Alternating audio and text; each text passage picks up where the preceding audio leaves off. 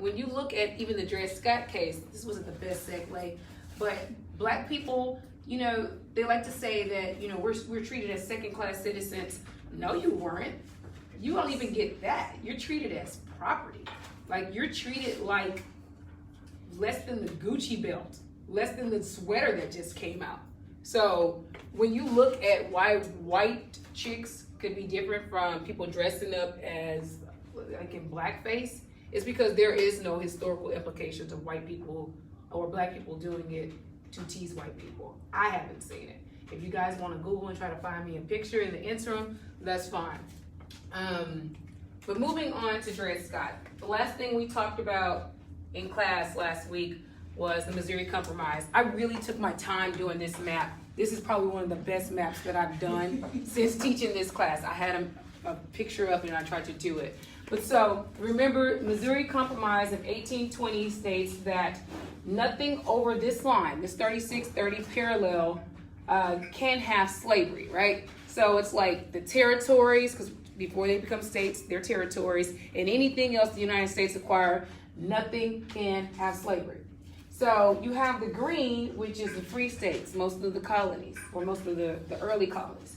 And then the red is the slave states. Blue is the territories from the Northwest Territory of 1787 that says no slavery in the territories. This red above the line was the exception to the rules. That's the state of Missouri, right? So in 1820, when the Missouri Compromise was passed, in a way to have a compromise, right? We're always trying to compromise anti-slavery and pro-slavery efforts. Congress said, okay, we're going to draw a line and say no slavery over this line except the state of Missouri, which we're admitting as a slave state. And then we'll admit Maine as a free state. So we can have equal representation in Congress. Obviously the Senate, because you have the House of Representatives based on how many people are in your state. So we have the Missouri Compromise of 1820, and then we move along to this mass production of slaves. 12 years, can't count. Yes, 12 years before Missouri Compromise of 1820, we have the 1808 clause, which did what? Which said what? Your exam is next week. What did the 1808 clause do?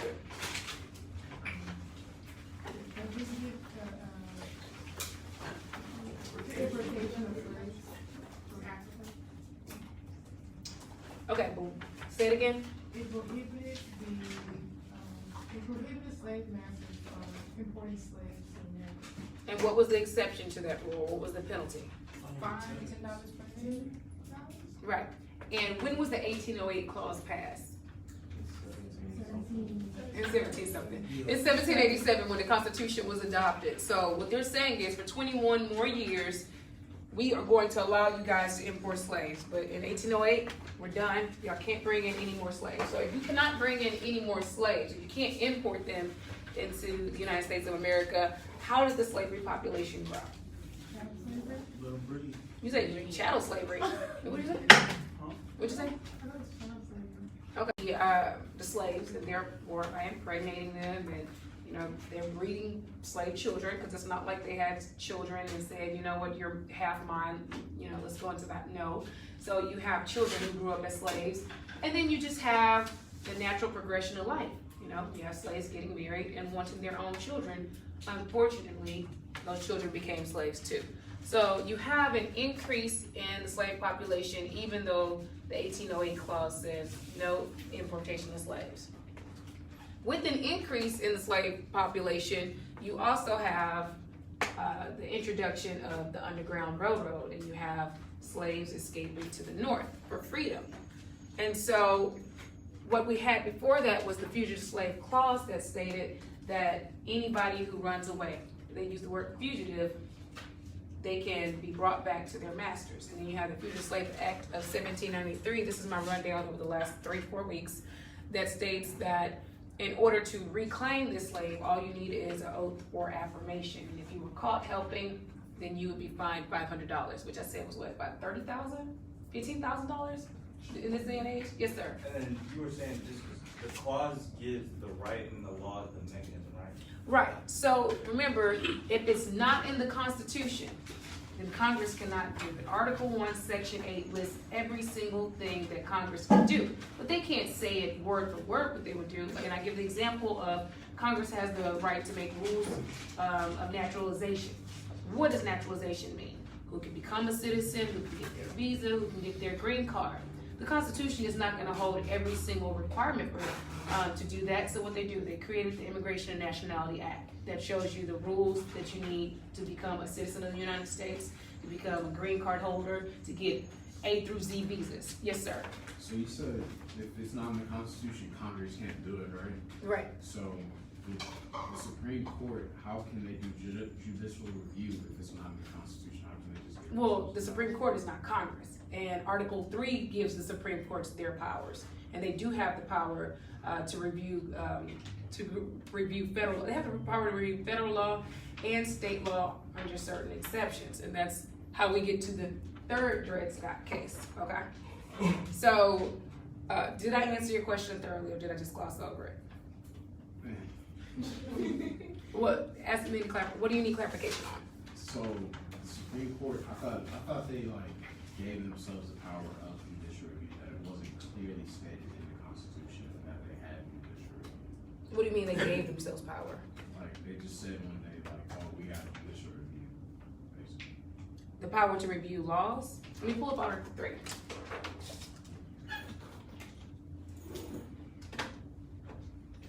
Because the Supreme Court reviewing a law like the Missouri Compromise, I haven't gotten to this since I have talked twice a week, because you guys would have been learning about Marbury versus Madison all over again, and that takes away from African Americans in the law. The judicial power shall extend to all cases in law and equity arising under this Constitution, the laws of the United States, i.e. Missouri Compromise, and treaties made of which shall be under their authority. And then they give you all other cases that the judicial power, that the Supreme Court can review, okay? So, that was the issue of Marbury versus Madison. You guys are making me tell you guys this story. Long story short, the reason why the Supreme Court struck down a law of Congress, because this case is going to be the second law they struck down. The reason why they struck down a law of Congress is because someone tried to go from A to Z, meaning that instead of going to a certain court to hear the case, they went straight to the Supreme Court. That's just like, you skipping over the first source and going straight to the head source. But the law tells you in the Constitution what cases the Supreme Court can hear, and you can't hear that type of case. Did I just confuse everybody? Okay, so don't worry about Marbury versus Madison. I'm going back to Dred Scott. So in the Dred Scott case, we're still dealing with our themes of money and power. And what this case breaks down is 3 questions. Number 1, can a slave sue? Number 2, is that law over there putting that imaginary line and saying no slavery above that line, say for Missouri, is it constitutional? And then number 3, can Congress, the people who made that imaginary line, deprive slave owners of their property? And the reason why I asked that question is because I'm pretty sure you guys all heard of, you have a right to life, liberty, pursuit of happiness. That's the Declaration of Independence. But you have a right to property, or your property cannot be deprived unless you have due process of law. So think of it like this. You are driving your car in Texas and you want to go to Coshada, right, in Louisiana. And as soon as you cross that Louisiana-Texas state line, the state trooper pulls you over and orders you out the car. It happens, it's I-10, right?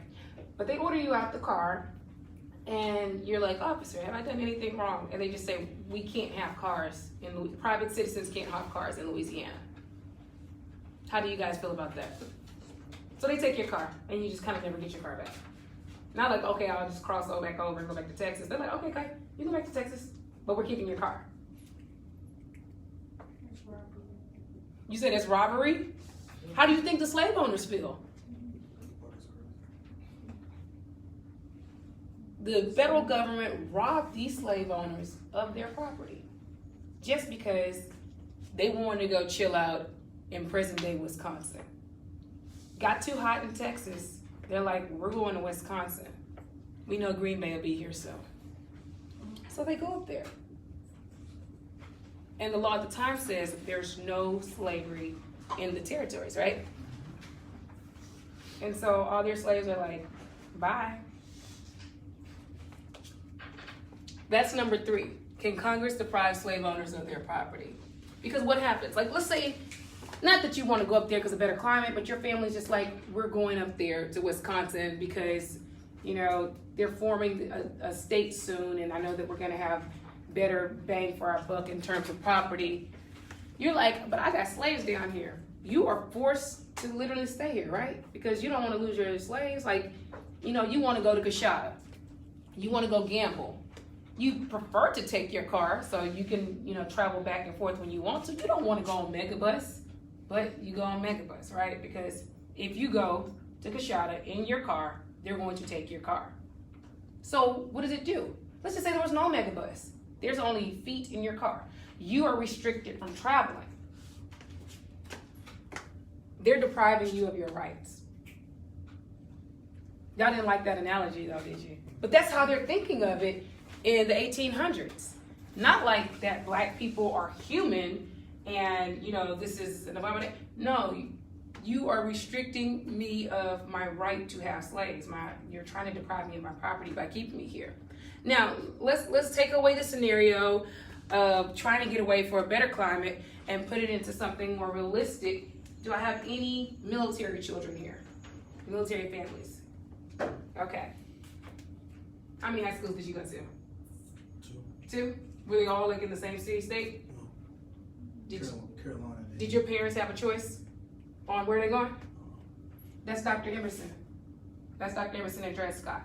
So, in Dred Scott's case, Scott was a slave. He was born in Virginia.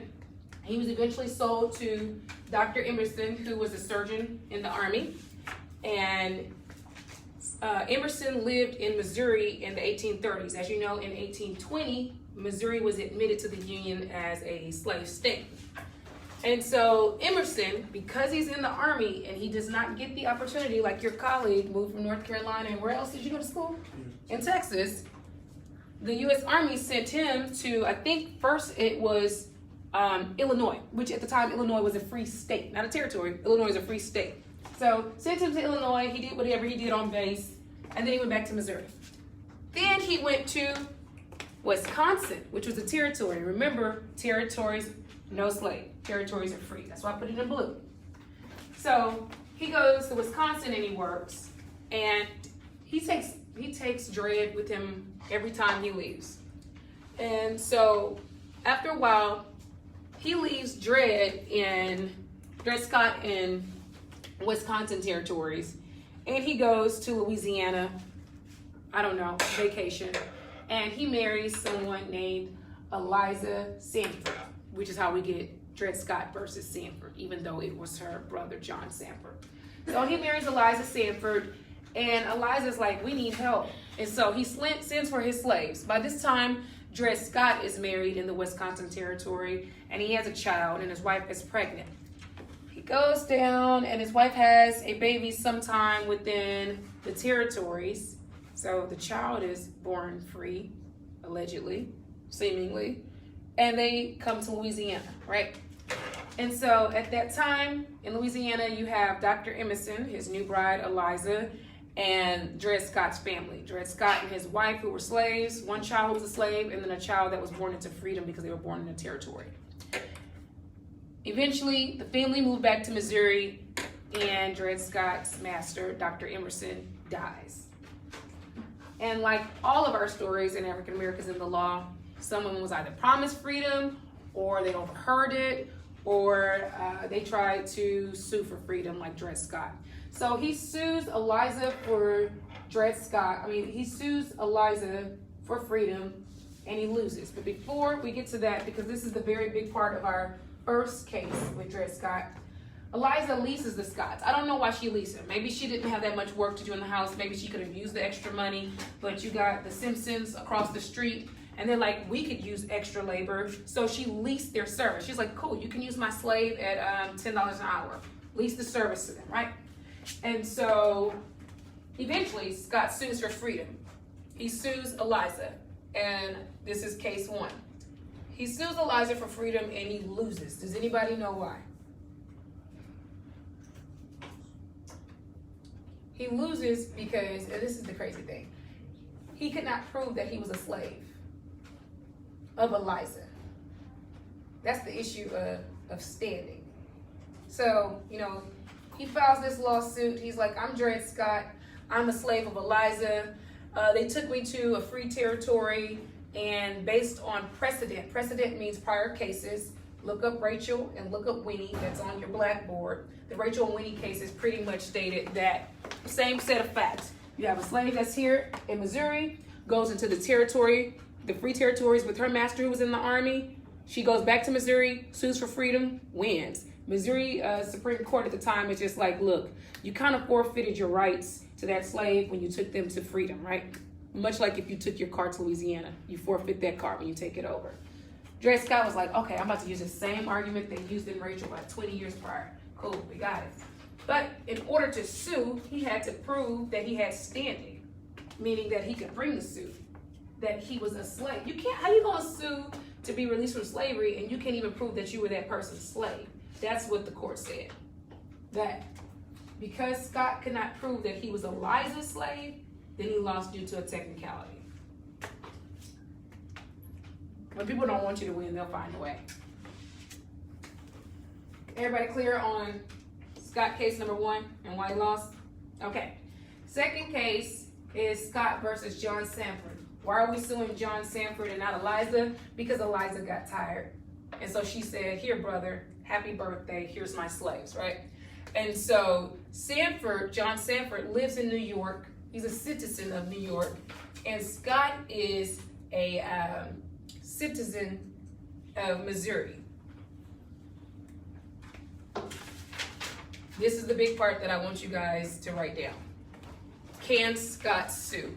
That's the big thing in this case. Nothing else really matters.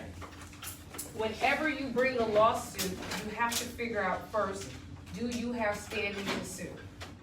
You guys know that I'm a family law attorney, right? So I do all kinds of family law cases, custody, child support, divorce, et cetera, et cetera, et cetera.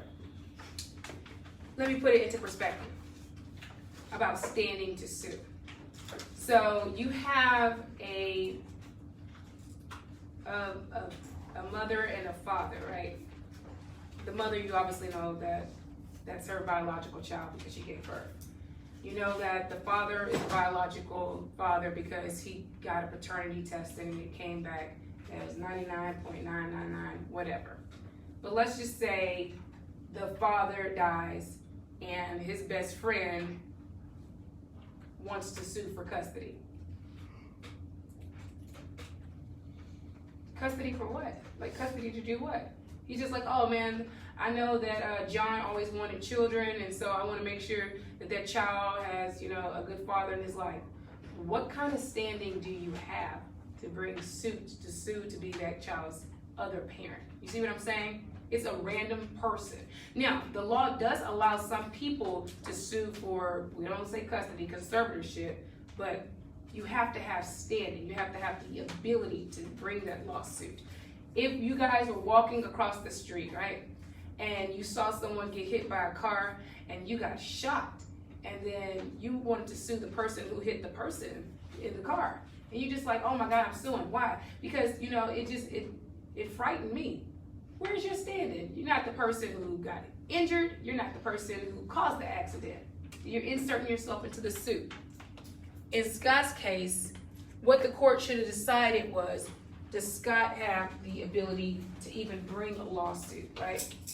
Because in this case, they took it to federal court. They weren't playing with Missouri anymore. They took it to federal court, and in federal court, under diversity jurisdiction, you can only bring a suit there if the amount in controversy is a certain amount. Don't worry about that. What I want you to worry about for the purpose of this class is you gotta be citizens, not people, but citizens of 2 different states. So you have Sanford, who was a citizen of New York, and you have Scott, who was allegedly a citizen of Missouri. So what the court should have just said is, slaves cannot be citizens. I am dismissing this lawsuit. Much like John's best friend who wants to sue for custody, you're not a father, you're not a brother, you're not a grandparent, you're not a cousin, you're not any of the people that's on the list who can bring the lawsuit for custody. I'm dismissing the lawsuit. That's what they should have did with Dred Scott case. That's not what happened.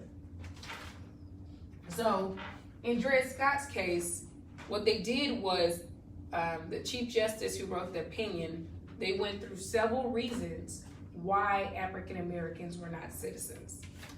This is exam material, write this down, but it is on your blackboard and in the PowerPoint lecture.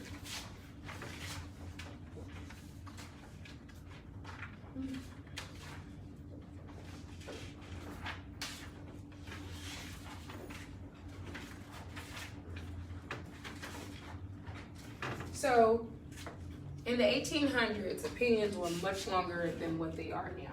They had a lot of time on their hands. So they spent a lot of time thinking, speaking, and writing.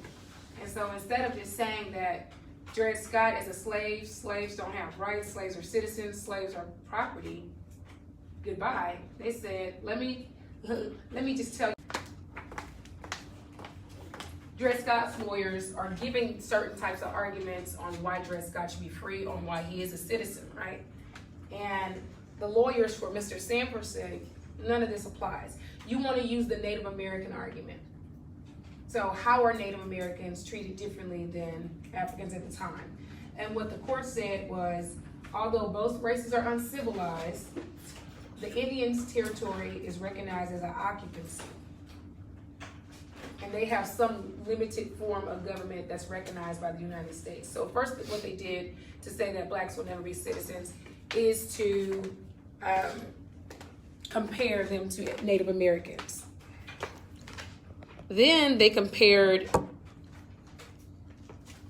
how blacks were viewed to the English. So you remember one of our first cases, Somerset versus Walker.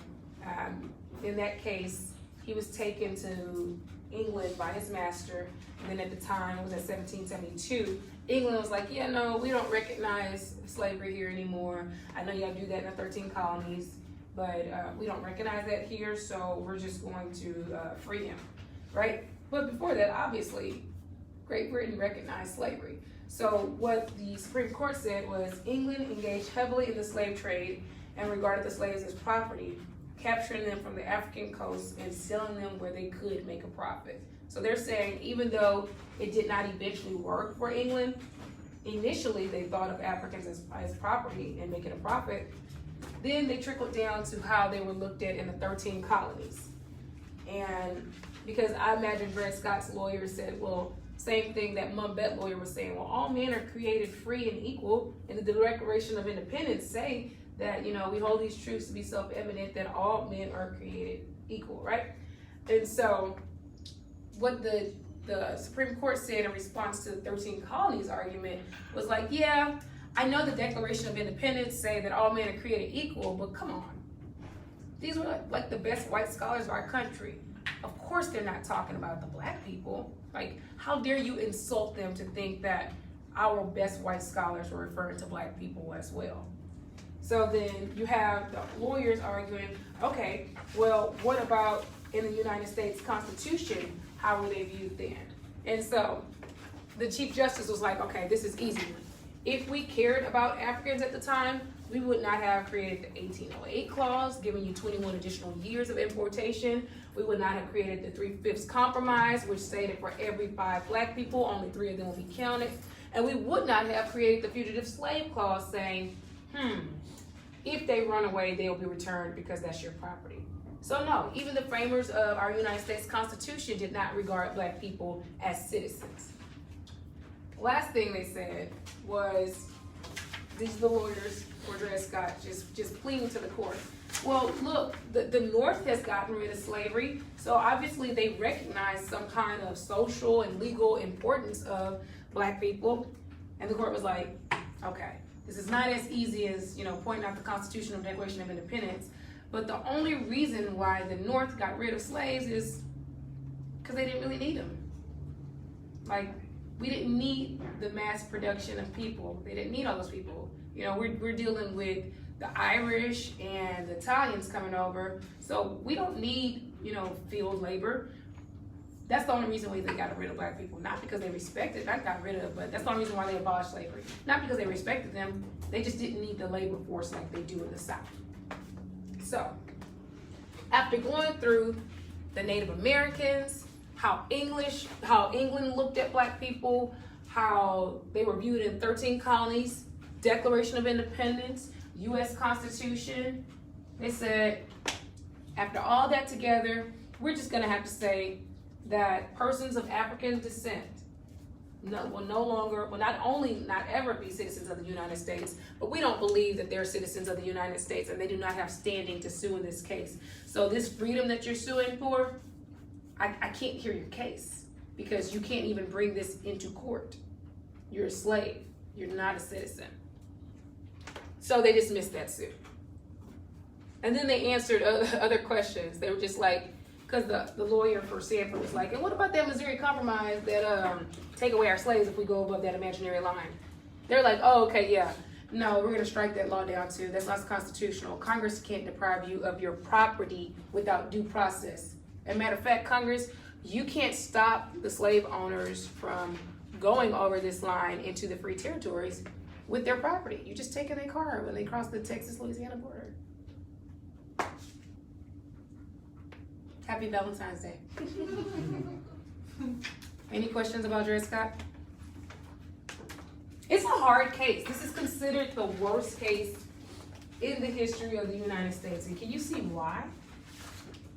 Like, if you guys have the attention span, and I say attention span because they are using some really wordy language to go over why black people are not, why slaves were not citizens. It almost just seems like it's all already contradictory. A slave as a citizen, that makes zero sense. And so you didn't get your citizenship as black people until 1868 under the 14th Amendment of the Constitution. So somebody always asks this, and I finally have the answer today. This is my 12th time teaching this lecture. And they said, well, was Dred Scott ever free? Mm-hmm. But he was only free for a year, and he was only free because I think he didn't sue for it. Maybe he paid her off. I can't remember what it was, but it wasn't through not this case. He went back to slavery, but then he was eventually freed, and yeah, then he died after a year. But so he never. So this was 1857. So in 1858, so he never got to see the Civil War, and he never got to see the 13th, 14th, and 15th Amendment, your Reconstruction Amendments passed. So, and I think this case started in 1842 when he first sued. So in 1857, when he got the final no from the Supreme Court. So 15 years of legal battles and in slavery. Any questions about Dred Scott?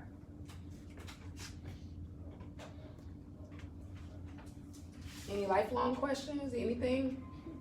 This is the last lecture before your first exam, and it will cover the Dred Scott case, your your constitutional amendments dealing with slavery, the 1808 clause, 3/5 compromise, and the fugitive slave clause. It will cover the fugitive slave law of 1793, the fugitive slave law of 1850.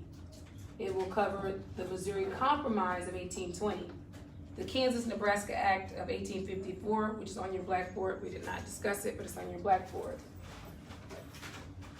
Mumbet,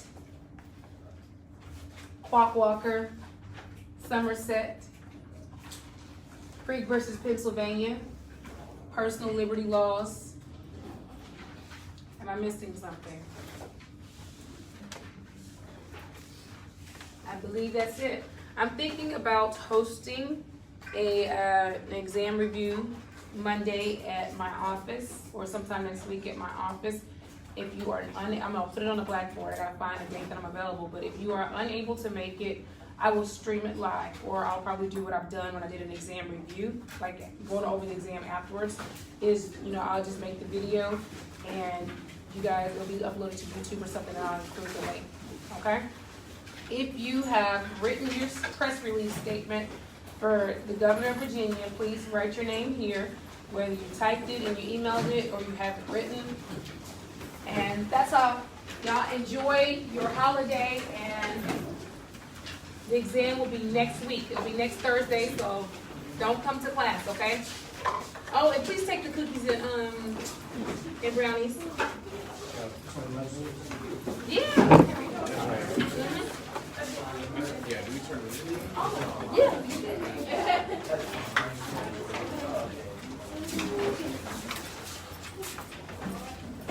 And thank you for everyone who participated in the What's Going On America segment, whether you were just here listening or you debated, et cetera, et cetera. You need a pen?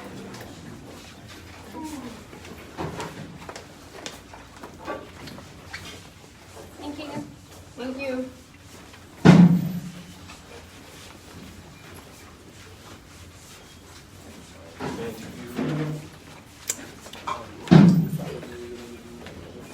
I'm sorry?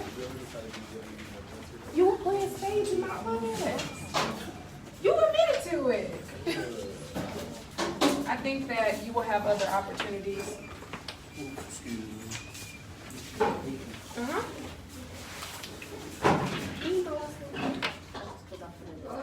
Oh, you just write your name on the,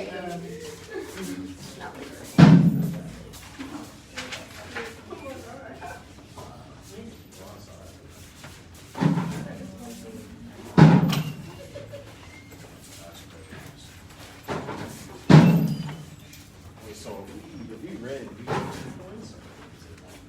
It's 2 points. Oh, and if y'all had on red, y'all should. Hey. See, that, I'm not gonna remind you guys on how to get y'all money. That's what I'm saying. Hey. So I need to.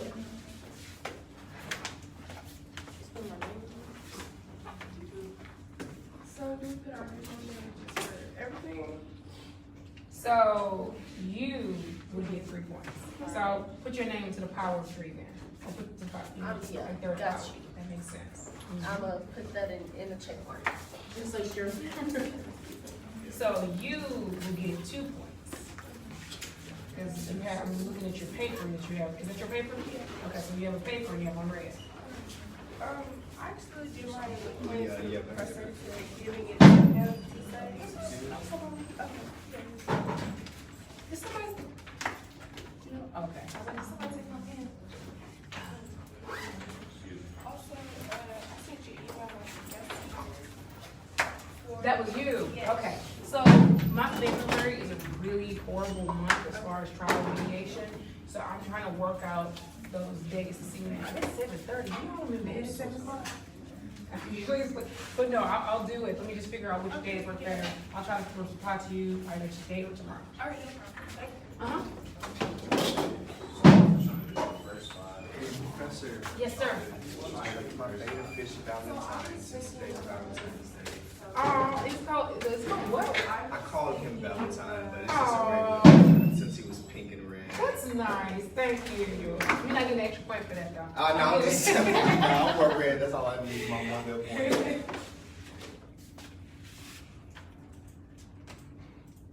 So you said the test will be on Thursday, right? On Thursday, yeah. I'm gonna reiterate. Yeah, I'm just Same to you. Nobody like the rabbits? I'm just gonna leave it outside. I'm taking that home. I have a question. Yes, ma'am. You say you did family law?